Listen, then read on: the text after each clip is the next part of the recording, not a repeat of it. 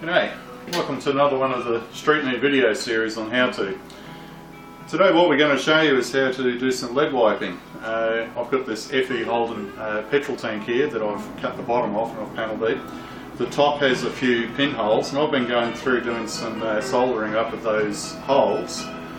I've got all this kit from Auto Restoration Tools down south in New Zealand. It turned up in the mail today. So I thought I'll give it a whirl. I'm going to use my hen rod torch with a soldering tip attached to it, and I'm just going to show you the process of lead wiping. It's pretty simple, there's not a lot to it. I'm just going to heat up the area. I've cleaned it with a wire brush first. This fuel tank has been sitting in molasses for a week, or a couple of weeks actually, and that has de-rusted it all, so there's no rust left anywhere on it. Just heat up the metal. I'm just going to use a little bit of Chemtex soldering paste. That comes in the kit. So the idea of this is that we're just tinning the steel ready for making the solder stick pretty much. There's not a great deal to it. So we just a liberal application of that, more than what we really want. This is the solder paste, it's Chemtex soldering paste, B grade. B grade doesn't mean that it's the second best grade, it just means the type. Okay, so what we're going to do is just heat the metal up where we put the soldering paste. I'll just use a clean cloth, a dry cloth preferably. And you can see that's starting to change colour and get a little bit shinier.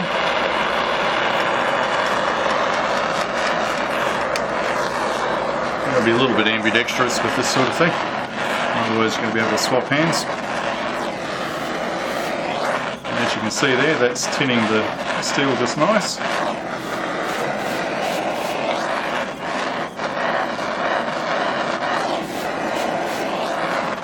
These petrol tanks cop a pretty hard time during their life. There's a lot of stuff sits on top of them.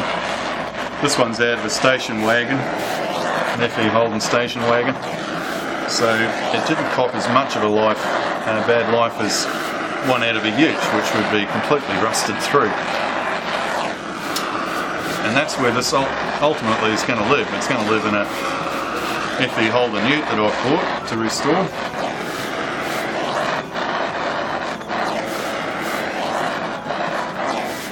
I'm not very worried about that minor bit of pitting up there. You really want to make sure you wipe this right in here. Now, using the proper body solder, and this is 27% solder and 70% tin. I'd have to look up exactly what it is, but there are many different grades of solder. Make sure you're using the correct one. What we're going to do, and this is super simple, is to strip it like candle wax. Just keep that metal warm.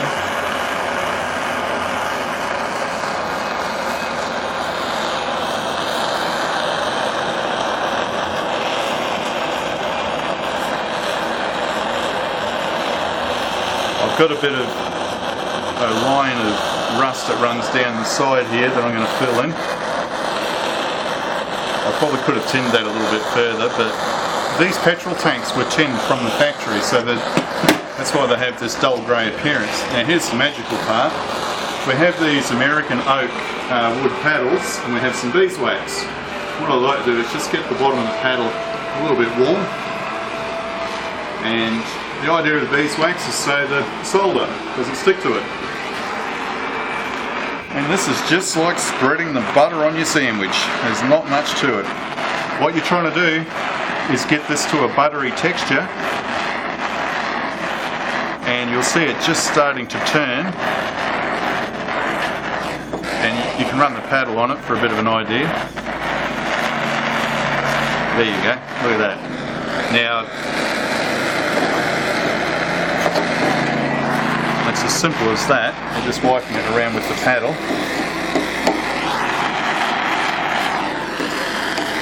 Keep your paddle well lubricated because you don't want to burn your paddle.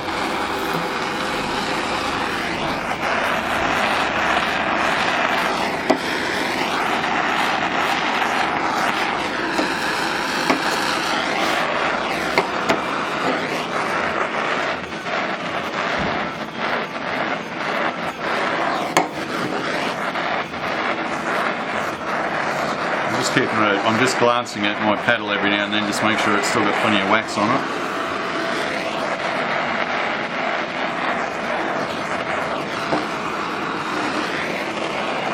Now, because we're filling in holes and I keep heating it up, there's a good chance it'll leak through the holes. That's easy, you just add a bit more or you just keep smearing it around. This is just like putting Vegemite on your toast, or Marmite, whatever you eat. And there's really not much more to it than that.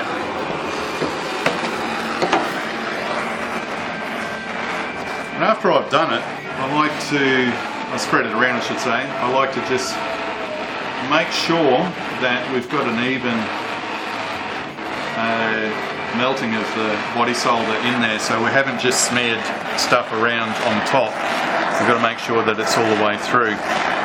There's a wee hole here which I'm going to fill. So once again, try and grab the right end of the stick. That's why you should always only work from one end because it gets embarrassing when you pick up the hot end.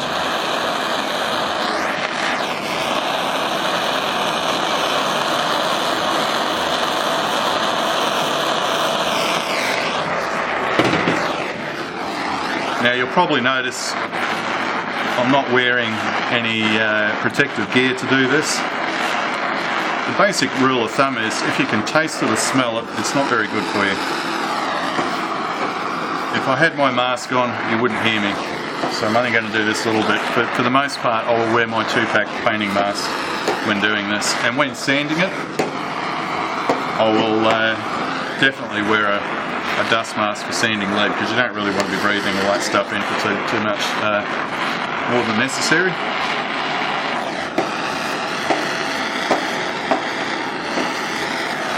And there we go. And that's basically how we're going to fill in the holes. So that fuel tank is actually done now.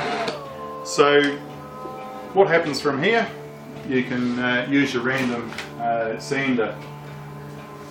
You can use body files to sand it, to file it up. I'll just be using a sander and probably with a bit of 80 grit on there, and that'll finish it up. You can't really see, but here's one that I'd done a week ago. That was quite a nasty hole right there and all the way along here.